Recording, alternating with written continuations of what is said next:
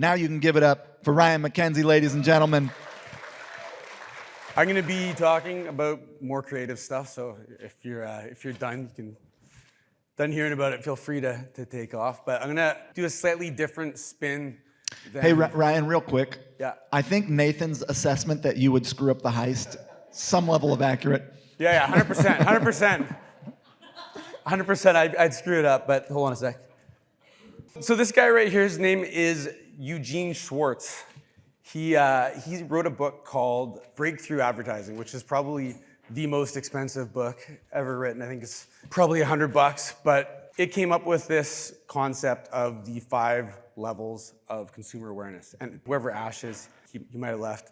He touched on it a little bit in his presentation, but I'm gonna go a little bit deeper into it, and I'm going to specifically talk about the types of messaging that each level of awareness needs to push the customer forward, and where you should send these people to maximize your opportunity to convert them. And this was where I was gonna put the self-deprecating humor. This is me 20 years ago when I thought that a good hairstyle was sticking your finger in a light socket and having pirate earrings and a chin strap. My name is Ryan McKenzie. Ezra kind of gave me a bit of an introduction, but since then, I've sold more than $200 million in laundry detergent, which is quite a few packages of consumable goods. Through that process, I've learned a lot of things. It was part of being this community that really helped me grow as both an entrepreneur and, even as a person, and lots of good lessons. Where'd Ezra go? Oh, he left. I was going to say that a lot of the stuff that he talked about in his presentation yesterday with regards to being more than just a business person was something that's resonated with me and really helped change my life. But anyways, I'm not going to talk about me anymore. I'll jump into the book. So Ash was talking about this earlier. There's 5 layers to consumer awareness. There's unaware, which is people who don't realize they even have a problem. There's problem aware. It's people who know they have a problem but are unaware of what the solutions are for them. There's solution aware. They know that there's at least one product in the market. There's product aware. Those are the people who know about your brand. And there's most aware. These are people that are very close to being ready to buy and people who are already customers. So what I've noticed in most of the ad accounts that I've looked at, people categorize their funnel into top of funnel, middle of funnel, bottom of funnel. And you typically see a lot of testimonials and stuff in the middle, and a lot of people aren't actually doing top of funnel. Ash said the same thing earlier. They start at solution aware and they go down. So there's a whole bunch of extra potential for growth at the top of the funnel. And then the bottom of the funnel is where most people used to retarget. I also find that people will have controls or they're winning ads and they're not evaluating each piece of content fairly. So you might be comparing a middle of funnel ad to a top of funnel ad, and removing it from the mix could actually make all of your lower funnel actions more expensive because it's creating a touch point that has incremental value to the overall funnel. The other thing I see people do a lot is they use the same copy on every ad and they're like, oh, this is my control. But people require different messaging at different parts of the funnel. So that's a mistake. No creative diversity, so either all video or all images. And they're mostly capturing existing demand by starting at solution aware. The other big thing I see is people tend to just send traffic to one of 2 pages, either a PDP or a landing page. And then there's been a big trend over the last couple of years to do conversion rate optimization. And if you're sending all of your traffic to one spot, and the people who are at the bottom of the funnel are going to need different things than the people who are at the top of the funnel. Majority of your traffic is not going to be those most aware people. And essentially you're going to wind up optimizing for the larger segment, which is more expensive, and you're just missing out on cheaper conversions. So anyways, I'm going to talk about the things that are needed at each stage and where you should send people to maximize your output. And I'm going to use all these ads I created with AI, so they're not controls or awesome ads. I just kind of wanted to give examples, but I'm going to work with a big idea here that plastic is killing our planet. And I'm gonna work you through what that funnel would look like, and I'm gonna use my product as an example. So again, we make these laundry detergent strips that come in a cardboard sleeve, no plastic jug. So the big idea, plastic's killing our planet. This is gonna be an unaware stage. So there's people who don't realize that plastic's killing the planet. Whether or not you believe it or not, that is an audience. And so to create that awareness of the problem, this ad's showing a credit card. And the headline would be, this is how much plastic the average American eats in a week. And most people are like, I don't eat plastic. And the idea behind this is, obviously, we want to get attention from a broad audience. We want to stir some curiosity, invoke emotion. You know, if you're a parent and you're going with what Jeremiah was talking about yesterday, you could say, this is how much plastic the average kid eats in a week to cater to different audiences. But the goal here is to subtly introduce the problem, and then we are going to want to send them to the appropriate page to maximize their level of education. So the 3 types of pages that people typically send this type of traffic to is either like an educational advertorial. You'll see, if you ever go to like msn.com and look at or any of the Taboola ads, you usually see these like really clickbaity articles, and they usually send you to like an educational advertorial that basically teaches you the things that you need to know and push you down to the next level of awareness. Another great one's like a curiosity-focused listicle. So something like, you won't believe what's on your plate, 7 startling truths about plastic in your food. Or a video sales letter. They're not super commonly used in e-com. They're used quite a bit in direct response and direct response like supplements. But the goal there would be to take somebody from being unaware to problem aware, to solution aware, to product aware, most aware, and sell them immediately. That's why if you've ever landed on a VSL, they generally won't let you click to buy it right away until you've actually consumed a certain percentage of the video. The next level of awareness is problem aware. And these are people who know that, in this particular case, they know that plastics is bad. They know that it's killing the planet. But these people, in this particular example, they use liquid laundry detergent, and they just take their jugs when they're done, and they put it in the recycling bin. Because everything that goes in the recycling bin is recycled, right? Well, the creative here is basically designed to show them that what they're doing is causing a problem. So we're identifying the problem with the plastic waste and the jugs, and we're gonna agitate the problem by, they're already aware of the problem, but we're gonna agitate the problem by showing them that what they're doing isn't actually getting the result that they think it's getting. And at this point, we're gonna introduce the solution. So this is probably where a lot of people have opportunity to improve their creative, or just add another layer to introduce more audience. I know like Jeremiah was talking about in his product market fit thing yesterday that you're gonna eventually hit a threshold for the audience size. And the only way that you can really grow that is by creating additional awareness. So this is one way that you could make that pool bigger. The headline for this would be 70% of jugs fail to recycle, find out why. And at the problem level, you have a lot of options on where you can send people. I personally wouldn't send people to a PDP here. I'd either go with a problem-focused landing page, a problem-focused advertorial, a listicle, a VSL, or a problem-focused quiz. So a good idea for a quiz would be do you know your plastic footprint? Calculate your household's impact. I can give you some other ideas too, like a landing page, the uncomfortable truth, 70% of recycled laundry jugs don't make it past landfills. Or an advertorial, the recycling myth, how our laundry habits are trashing the planet. And this is kind of where most people jump in with Facebook ads, the solution-aware market. The solution-aware is basically when you're gonna lean really heavily into benefits. You wanna highlight your solution, differentiate your solution, and then a lot of ads are gonna contain testimonials. But at the solution-aware level, there's two particular things you wanna make sure you include in your testimonials. You wanna dig through the benefits, and I'm not making sure they're benefits, not features. And you wanna have a variety of social proof here, variety of testimonials, variety of people, so it appears that there's abundant usage of your product. The ad here is I made it ChatGPT, clearly. You can see if you can read the spelling errors, but a headline at the solution aware area or segment would be like, go plastic jug free, try Tru Earth today.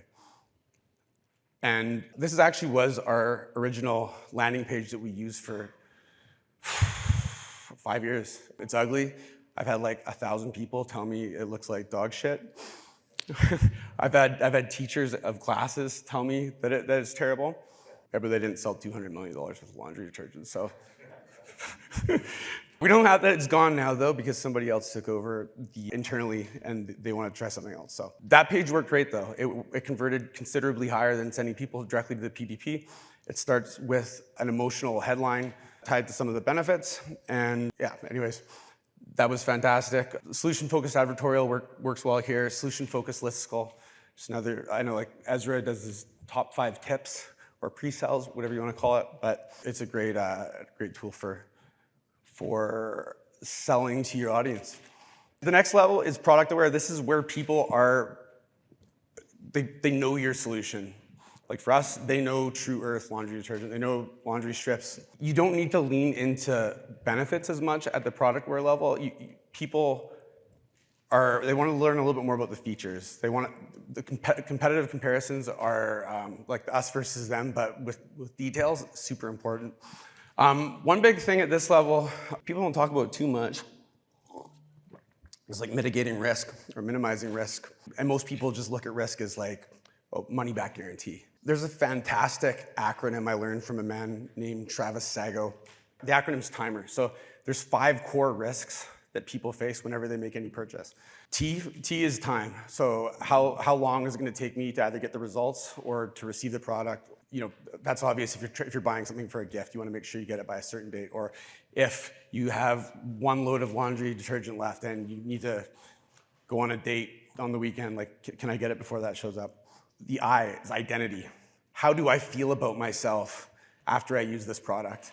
If I'm an environmentalist and I buy a jug of laundry detergent, am I going to feel bad about myself after buying it or after using it? M, monetary. That's the money back guarantee that everybody talks about. E is energy. So it's less applicable to laundry detergent, but like if you were selling like a fitness program, we have the time risk, how long it's going to take to achieve what I'm going to get, and then how much work am I going to have to do in order to get the results that you're promising me. And then the last one in the TIMER acronym is reputation. So the I is identity, that's how I feel about myself. The R is reputation. How are other people going to look at me based on this purchase and using this product? A little sidetrack there. Anyways, those are the risks. So consider how you can bust those objections. And again, back to what Jeremiah was saying the other day about the without, those are great things to consider there.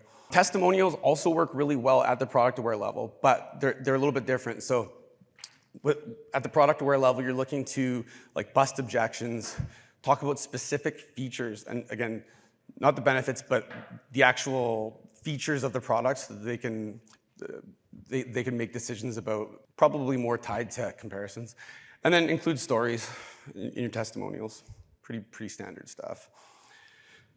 And then for where to send these people, PDP works great. They already know about your product. They probably already know the price. If you send them to the PDP, they're not going to get sticker shock. They're already emotionally bought into it.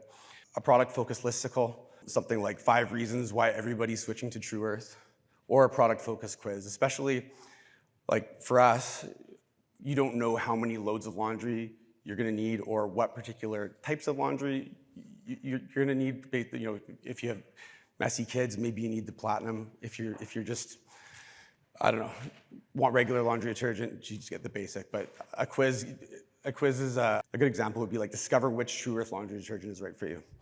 And then most aware. Most aware is like the low-hanging fruit. The biggest thing here really is offers. And Ash gave a whole bunch of really great examples. Dig into those. But these are people that basically, they know your brand, they're sold on it, they're just waiting for the right offer to get them over the edge. And inside the most aware audience, things like scarcity, urgency, limited time offers, as well as reinforcing some of your brand values to make sure that they want to take you up on their offer. One good example is our product's made in Canada. There's a bunch of knockoffs that are made in China.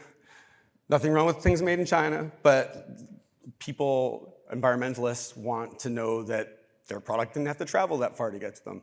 So if they have bought into all of this messaging, that's super important. So they don't need a ton of pushing over the edge, but if when you get to the most aware stage, especially on Facebook, you're going to be seeing competitors' products show up there as well. Everybody's probably looked up something at some point and then got hit with like 10 other versions of it on Facebook ads. So at this point, you're competing with your competitors, even if you started pushing these people down this funnel yourself. And then loyalty. If you're using Meta to drive repurchase sales, and you're getting crazy ROAS, then this is loyalty's obviously in the most aware segment. And this is probably like 6 or 7 years ago.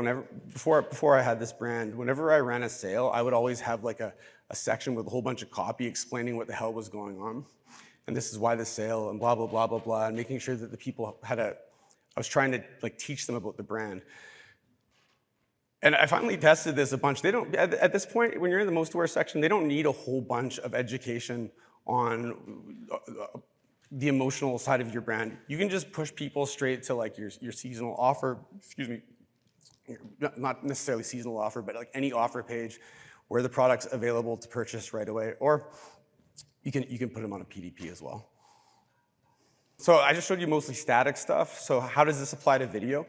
Basically, how I look at this with video is where the video starts out. Is it starting at solution aware? Is it starting out at product aware? Is it problem aware? The upside to video is you can take the person through more of a journey on platform, kind of like a VSL, but native. I've done a couple presentations with Brett. Did he leave again? Oh no, he's there. I got to say your name and you're actually here. This is kind of the rough outline of it, and I'm only just showing you this for the sake of being able to identify where you want to classify it.